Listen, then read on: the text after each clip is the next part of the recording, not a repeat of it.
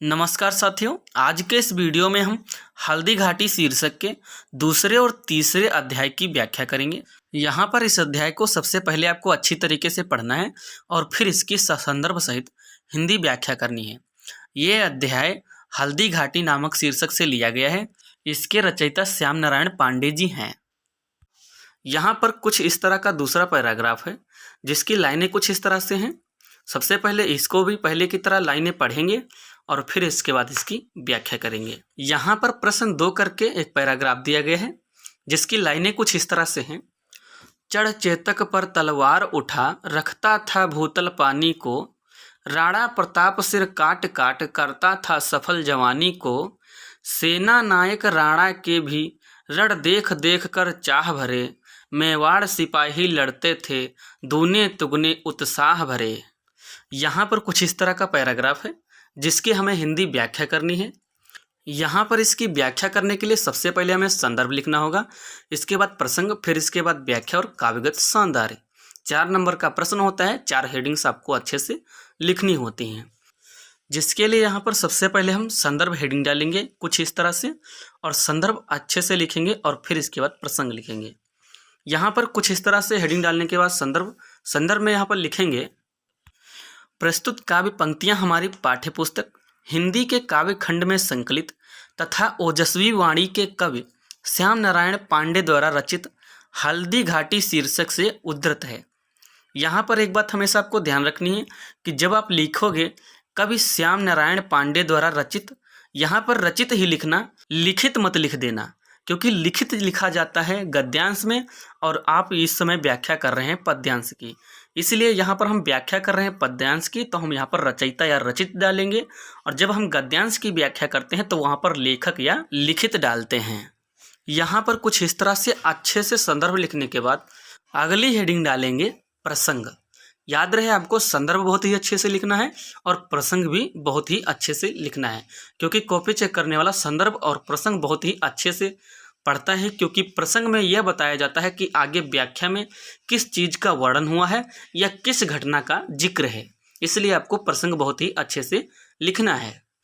यहाँ पर कुछ इस तरह से प्रसंग हेडिंग डालने के बाद हम लिखेंगे, प्रस्तुत पंक्तियों में राणा प्रताप के युद्ध कौशल और उनके पराक्रम का वर्णन किया गया है। याद रहे आपको प्रसंग बहुत ही अच्छे से लिखना है। ये लाइनें बहुत छोटी हैं लेकिन आपको बहुत अच्छे से लिखना है, क्योंकि यही लाइनें आपको व्याख्या में बचाएंगी। कॉपी चेक करने वाला प्रसंग ज़्यादा पढ़ता है, व्याख्या पे ध्यान कम देता है।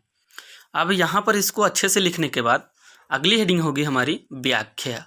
यहाँ पर कुछ इस तरह से हेडिंग डालेंगे व्याख्या, और व्याख्या में लिखेंगे, यहाँ पर लिखेंगे, उक्त पंक्तियों के माध्यम से कवि कह रहे हैं कि जब राणा प्रताप युद्ध भूमि में तलवार उठाकर चेतक पर सवार होकर युद्ध करते थे तो ऐसा प्रतीत होता था मानो वह अपने अंदर भूतल में स्थित पानी अर्थात असीम शौर्य को धारण कर रहे हों।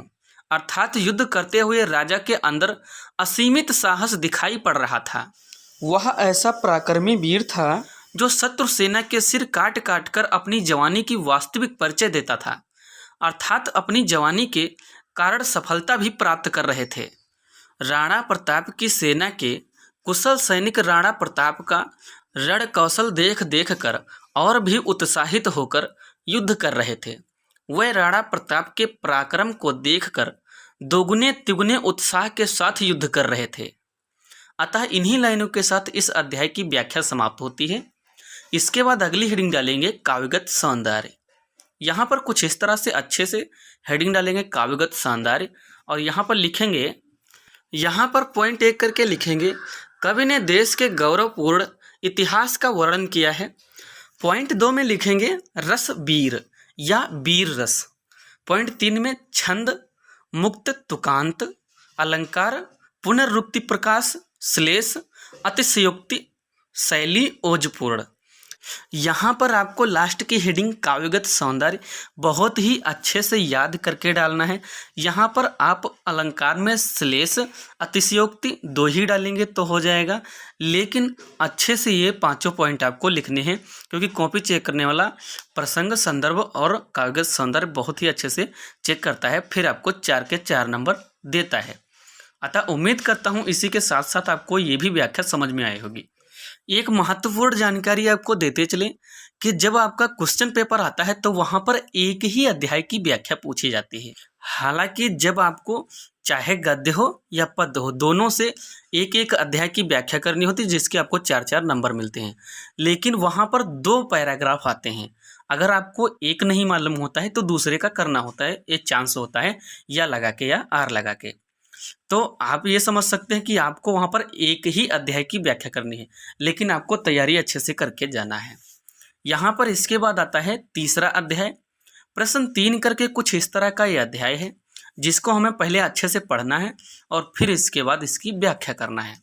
यहाँ पर तीसरे अध्याय में प्रश्न 3 करके दिया है, छड़ मार दिया कर कोड़े से, रण किया उतर कर घोड़े से, राणा रण कौशल दिखा दिखा चढ़ गया उतर कर घोड़े से, क्षण भीषण हलचल मचा मचा, राणा कर की तलवार बढ़ी, था शोर रक्त पीने का यह, रण चंडी जीभ पसार बढ़ी। कुछ इस तरह का ये पैराग्राफ होता है, जिसकी हमें हिंदी व्याख्या करनी होती है। याद रहे कि व्याख्या में आपको संदर्भ, प्रसंग, व्याख्या और काव्यगत सौंदर्य लिखना होता है। 4 हेडिंग्स होती हैं और चारों हेडिंग्स के एक एक नंबर होते हैं। यहाँ पर व्याख्या करने के लिए आपको ये बात हमेशा ध्यान रहे कि संदर्भ और प्रसंग और काव्यगत सौंदर्य, आपको ये तीनों बहुत ही अच्छे से लिखने होते हैं। यहाँ पर व्याख्या करने के लिए सबसे पहले हमें हेडिंग डालना होता है संदर्भ और फिर इसके बाद प्रसंग। यहाँ पर हम कुछ इस तरह से सबसे पहले संदर्भ हेडिंग डालेंगे और संदर्भ हेडिंग में यहाँ पर लिखेंगे, प्रस्तुत काव्य पंक्तियाँ हमारी पाठ्यपुस्तक हिंदी के काव्य खंड में संकलित तथा ओजस्वी वाणी के कवि श्याम नारायण पांडे द्वारा रचित हल्दी घाटी शीर्षक से उद्धृत है। यहाँ पर एक बात हमेशा ध्यान रखना, जब आप लिखेंगे श्याम नारायण पांडे द्वारा रचित, यहाँ पर रचित ही लिखना, लिखित मत लिख देना, क्योंकि लिखित लिखा जाता है गद्यांश में और आप इस वक्त व्याख्या कर रहे हैं पद्यांश की। पद्यांश में रचित लिखा जाता है और गद्यांश में लेखक लिखा जाता है। कुछ लोग करते क्या हैं, यहाँ पर भी लेखक या लिखित लिख देते हैं और उनके नंबर माइनस हो जाते हैं, क्योंकि यहाँ पर बहुत ही कम लिखने का 1 नंबर मिलता है, जिसके लिए आपको संदर्भ बहुत ही अच्छे से लिखना है, इसमें कोई गलती नहीं करना है। इसके बाद प्रसंग में भी कोई गलती नहीं करना है। यहाँ पर कुछ इस तरह से हेडिंग डालेंगे प्रसंग, और प्रसंग में हम यहाँ पर लिखेंगे, प्रस्तुत पंक्तियों में राणा प्रताप के रण कौशल्य का वर्णन किया गया है। यहाँ पर याद रहे कि प्रसंग में आपको कोई भी गलती नहीं करनी है। इस लाइन को हमेशा आपको बहुत ही अच्छे से याद करना है, क्योंकि प्रसंग में ही ये बताया जाता है कि आगे व्याख्या में किस चीज़ का वर्णन हुआ है या किस घटना का जिक्र किया गया है। यहाँ पर इतना अच्छे से लिखने के बाद अगली हेडिंग डालेंगे व्याख्या। यहाँ पर कुछ इस तरह से हेडिंग डालेंगे व्याख्या, और व्याख्या में यहाँ पर लिखेंगे हल्दी घाटी की युद्ध भूमि में कवि राणा प्रताप के रण कौशल को देखकर चकित हैं। वह उसके कौशल को देखकर कहता है कि राणा प्रताप इस तरह युद्ध कर रहा था कि कहीं वह शत्रु सेना में हाथ के कोड़े से हमला कर देता था तो कहीं घोड़े से उतरकर युद्ध करने लगता था। उसका घोड़े से कहीं उतरकर और कहीं चढ़कर युद्ध करनी या युद्ध करना देखते बनता था। राणा प्रताप युद्ध स्थल में अपनी तलवार से शत्रु सेना पर जिस ओर हमला कर देता, वहीं हाहाकार मच जाता था। शत्रु सेना में इस तरह शोर मच रहा था मानो वहां राणा प्रताप नहीं बल्कि स्वयं महाकाली खड्ग लेकर रक्त पीने के लिए अपनी जीभ पसार कर बढ़ रही हूँ। अतः इन्हीं लाइनों के साथ इस अध्याय की व्याख्या समाप्त होती है। इसके बाद हमारी अगली हेडिंग होगी काव्यगत सौंदर्य। याद रहे कि काव्यगत सौंदर्य आपको बहुत ही अच्छे से हेडिंग डालना है और उसमें के हर एक पॉइंट बहुत ही अच्छे से लिखना है, क्योंकि आपको काव्यगत सौंदर्य का भी 1 नंबर मिलता है। यहाँ पर इस तरह से हेडिंग डालने के बाद साफ साफ अच्छे से लिखेंगे, राणा प्रताप की वीरता का अद्भुत वर्णन हुआ है। रसवीर, छंद मुक्त तुकांत, शैली ओजपूर्ण, अलंकार अतिशयोक्ति उत्प्रेक्षा। याद रहे ये 5 पॉइंट आपको हमेशा याद रखने हैं और वहाँ पे इस अध्याय की व्याख्या में साफ साफ इसको वहाँ पर लिख देना है, ताकि आपको पूरे के पूरे 4 नंबर मिल जाएं। तो बस आज के लिए इतना ही। उम्मीद करता हूँ कि ये पूरा वीडियो आपके अच्छे से समझ में आया होगा।